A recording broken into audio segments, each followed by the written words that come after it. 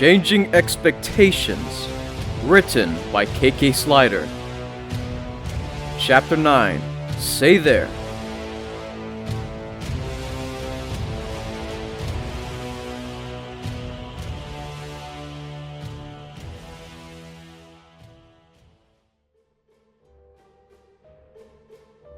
Now, to cast the Ice Spear spell, you must imagine a hole in your surroundings, devoid of heat and energy. Then you must fill that void using your mana, channeling through your horn. I rubbed my eyes. We've been at this for at least 2 hours now. I think we are done for the day. Okay, Katydid said, following my example. you did a good job today. You are knocking these spells out quicker than any nymph I know. I mean, of course you are, Your Highness. 1 week of lessons, and Officer Katydid was still as unsure of himself as ever. I have to admit, changelings are kinda cute, especially when they shuffle their hooves like Katydid is. I probably looked even more adorable with my shorter proportions. Thank you for tutoring me. I said the now well-practiced goodbye. It was my honor, my prince. Katydid responds as usual. However, before I retired to my room, I had a few questions I've been meaning to ask. I stopped him in the hall. Officer Katydid, I have been wondering, how come I do not have any siblings? Katydid frowned. Oh, that's... yeah. Well, changelings only lay one egg at a time, so... No, I know that. But why hasn't my mother had any nymphs before me? I had a suspicion I knew the answer to this, and that Katydid didn't. Katie didn't. Apparently, I'm not too tired for horrible puns today. Katydid looked around and shifted uncomfortably on his hooves. Still adorable. Well, she most likely has had princes and princesses before you. I wouldn't know, my prince. Perhaps you should ask Queen... If I had siblings born before me, where are they? Changeling royals are ageless, so wouldn't they be here? Katydid failed to hide a sigh. I really don't know. I checked the weave. There's nothing on my brothers and sisters. Come on, take the bite.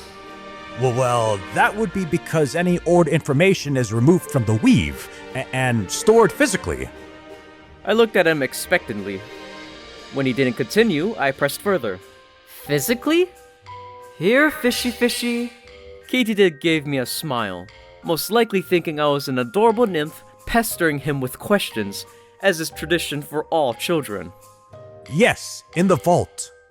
We got a live one. A vault? That sounds cool. I want to see it. I added a grin for good measure. If I could, I would have made my eyes twinkle. He shook his head. It's all the way down at the bottom of the hive, just above the underground layers. Until you can fly, I'm afraid there's no way you can go down there. Even so, the vault is sealed. Sealed?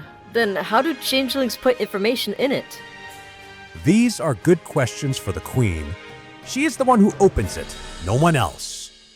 I got enough answers. Best not push my luck here. Oh, well, thank you, Katydid. I look forward to our next lessons. I also look forward to them. Good night, my prince. He said with a wave that I returned. So, all information is stored in this vault, down near the center of the hive, and only Queen Chrysalis can enter. That certainly is going to make things difficult in the future.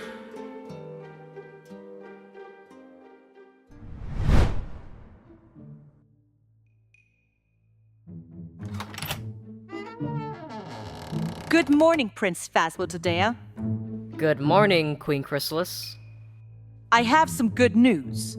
Since you have been so diligent the past week and a half, today we will begin learning shape-shifting spells.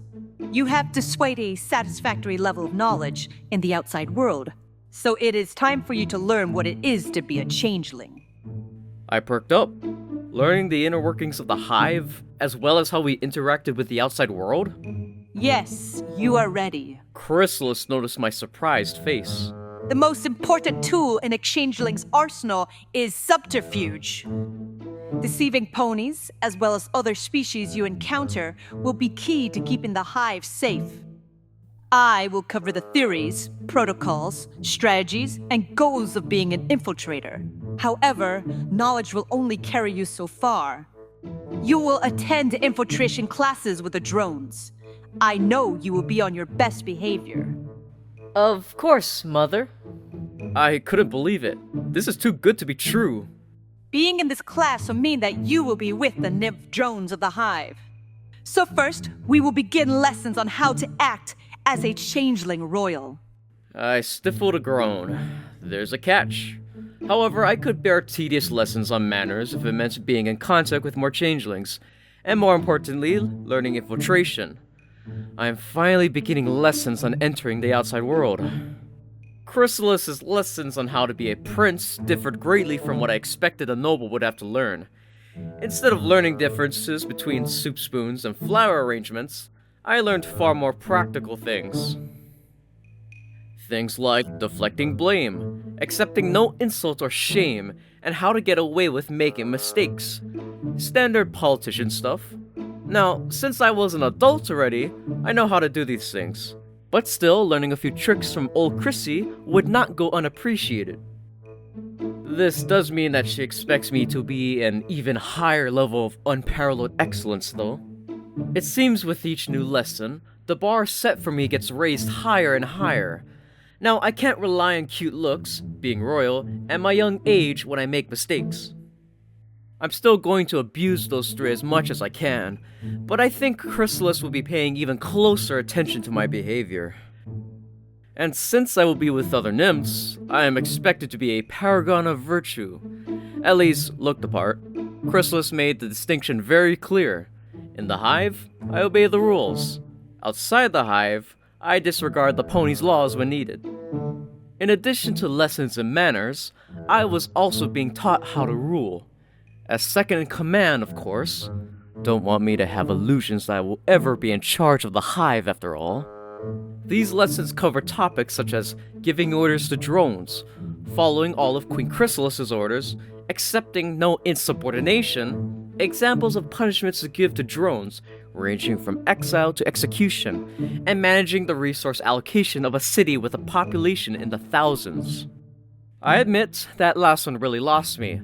Apparently, being a changeling ruler meant that you had to control the entire economy from the top down. Sounds like Soviet socialism to me, but I can't explain the negatives to Chrysalis. I am only a month and a half old or so.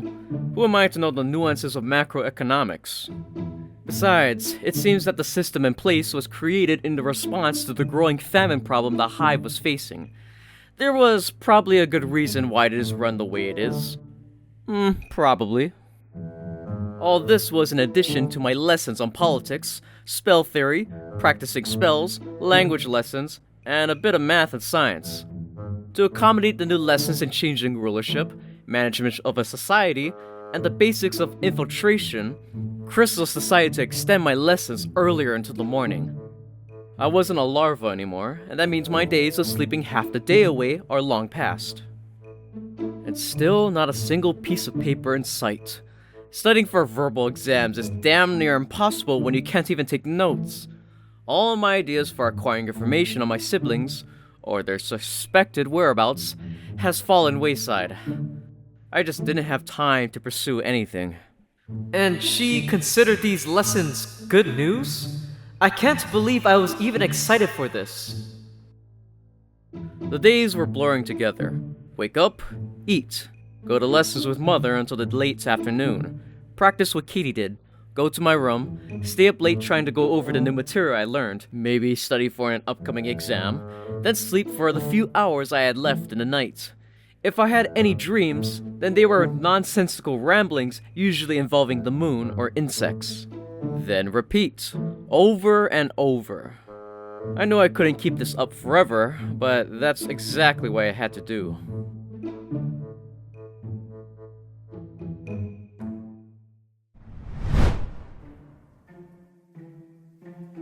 Chrysalis was going over the latest reports from Canterlot. The new infiltration team put in place in a unicorn-dominated city had yielded far more value than she ever realized. The information, bits, and materials smuggled out of the city made her wonder why it was even protocol to avoid the lavish mountaintop city. A stray thought of its ruler reminded her of why. She placed the papers back down onto her desk when the door opened and Phasma stepped in. Good morning, Prince Phasma. Good morning, Queen Chrysalis. He mumbled. Chrysalis recalled today's lessons. Ah, yes. The political structure of Princess Celestia's upper court. Infiltration, Laughing Newt's 3 laws of motion, adverbs, the political structure of Queen Chrysalis's upper court, and the tapping into the disguise spells that changelings have an innate affinity for. Not light material, but Prince Phasma has proven himself more than capable of handling this. Phasma already finished with mathematics. He seemed to take to that better than any changeling she knew. Let's start with the exam on Celestia's court. Name the positions and their duties of office. She leaned forward to listen to the prince. In fact, this information was new to her as well, having come from a report hoofed to her last week. Phasma looked up and thought, eyes closed. The Minister of the Interior is in charge of herding nobles. The Secretary of Court is in charge of organizing the royal court. The Chief of Staff is in charge of everything related to the palace and the crown lands. The Captain is in charge of the Royal Guard, as well as normally in charge of the Border Guard and the Navy. I think the Judicator was in charge of the courts. Prince Phasma finished. When Phasma opened his eyes to look back at Chrysalis, she looked at him pointedly. Laws, finance. Yes, the Treasurer is in charge of monetary policies, and the Magistrate is in charge of making the laws. The Magistrate does not write the laws, Prince Phasma. I knew that. Chrysalis sighed. I am certain you will do better on the quiz on my court, Prince Phasma. At that, Phasma looked down at the ground dejectedly. To segue to the next lesson, Chrysalis stepped out from behind her desk and lifted Phasma's chin up with a hoof. When you're out in the field, you will need to cover the gaps in your knowledge better. You will encounter unexpected information, and you must remain calm and control of the conversation. She gave him a smile. I demand excellence because I know you are capable of it. Now, on to formulating fake identities.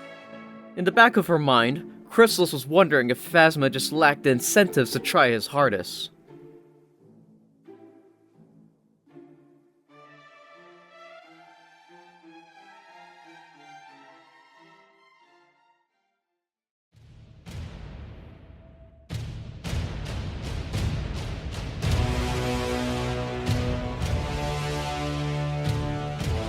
Changing Expectations, written by KK Slider. Chapter 10, Mocked.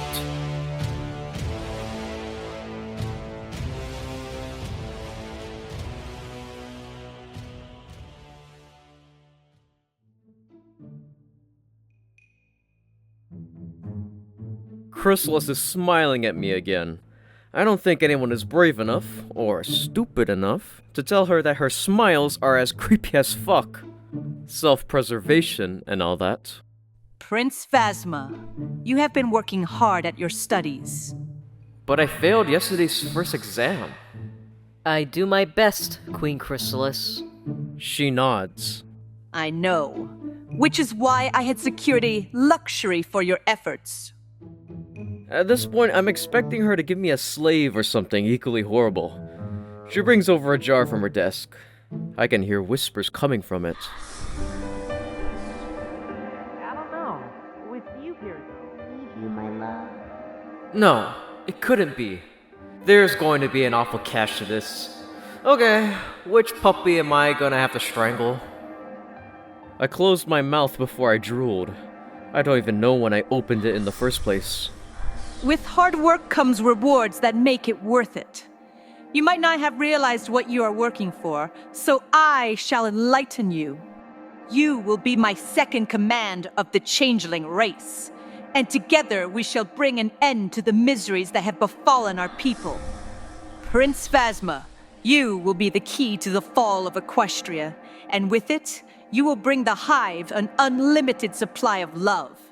Enough not just for us, but for every drone that bows to us. No more rationing, no more hiding. This is what we are working towards. This is a goal worth fighting for. She's buying my loyalty with pure love. I do as you command, Mother. I can't even take my eyes off of the jar. No matter how hard I try, I can't stop staring. I need more than a mindless drone, Prince Phasma. I need a commander, a war master who will bring ruin upon my enemies. You are more than a weapon. You are Prince Phasma the Dea of the Fourth Hive Dynasty. Princess Celestia shall come to fear your very name. I will not fail. No, you won't. With that, she uncaps the jar and hoofs it over to me, and I take it up in my magic. My magic has shifted over to a light orange hue from the changeling green shortly after starting magic lessons. I could hear the whispers much clearer now that the love was so close. Oh, by the 9 have I missed this.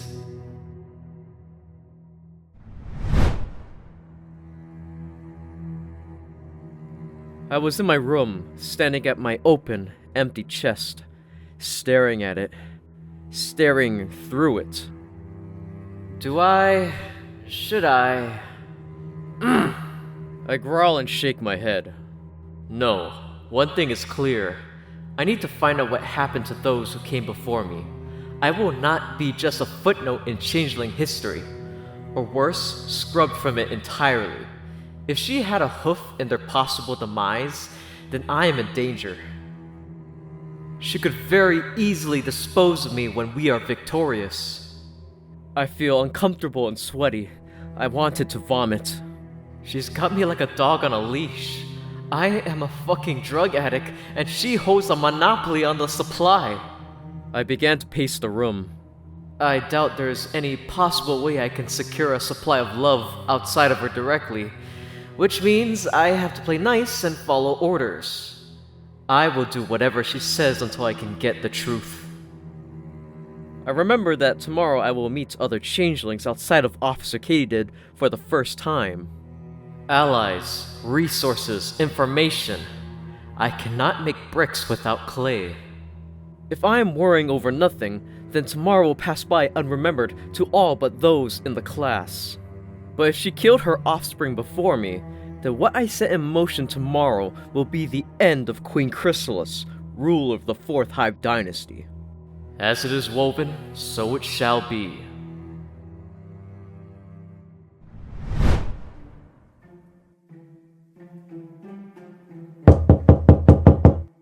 A loud knocking on the door woke me up. Prince Phasma, it is time to wake up. Came a muffled voice on the other side. I eloquently reply and turn over in my bed to face away from the door. Heedless of my stern warning to not wake me up, the door opens and Chamberlain Eucharis moves into the doorway. Prince Phasma, it's time for you to attend infiltration class. Eucharis sighs softly to himself. Every damn day. The Chamberlain then tilts his head forward and shoots out a firework illusion spell into the room.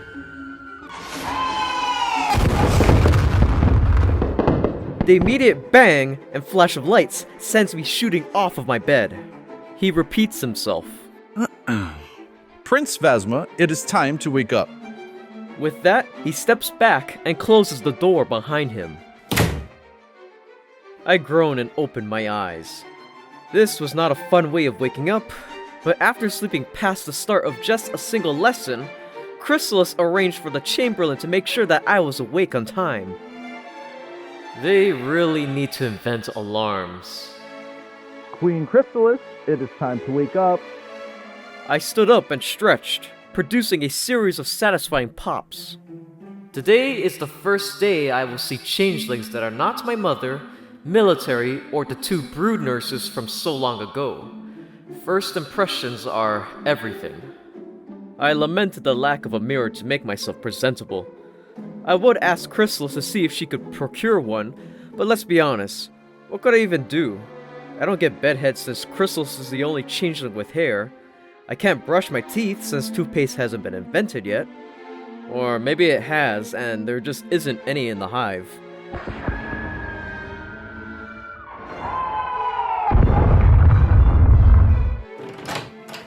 I open my door and step out into the hall, waiting for the Chamberlain. Currently, he's closing the door to Chrysalis' personal bedchamber, cutting off a particularly nasty string of curses. Get back here, you chars, you scattering, collaborating, and...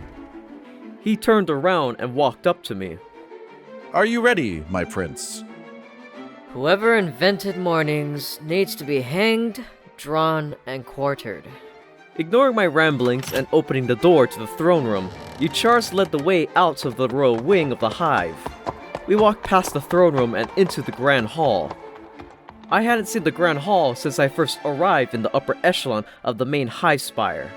In fact, I had forgotten the existence of the hive outside of the throne room, which I only caught occasional glimpses of. I followed Yuchars as we descended a few staircases down into the hive proper. Yet again, I was met with the spectacle of changelings stopping, staring, and bowing. Only this time they're bowing to me, the prince. There was a lot more staring going on than when the queen first took me up. A few changelings even gasped when they saw me, then ran off to go tell their coworkers or friends that the prince was walking through the halls for the first time. I felt my face heat up despite changelings being unable to blush through solid chitin. I wanted to stop being a public spectacle as soon as possible. Being told that I would be looked up to and have my every action scrutinized is one thing. Experiencing it first hoof is entirely another. I could claim that I would be fine all I wanted. The truth was another matter. I was not subject to being the center of attention for too long, thankfully, as we soon stopped halfway down a large, busy corridor in front of a door. A sign above the door read, Classroom 431 in Equish. Chamberlain Yucharis looked to me and grinned. Here we are, my prince. I will be here to escort you back to your chambers once class is finished. I cleared my throat. Thank you, Chamberlain. We stood there a long moment before Yuchar spoke up. Your class is inside, Prince Phasma. Yes, I'm getting to that. But before I could use my magic to open the door, Yuchars leaned over to me and whispered into my ear. Don't worry, my prince. Everyone was anxious during their first day of school. So basically I'm acting like a child. Get your shit together, Phasma. You're not 6 years old. Thank you, Yuchars. I said quietly. Then I opened the door to the first changelings I would meet outside of the royal court.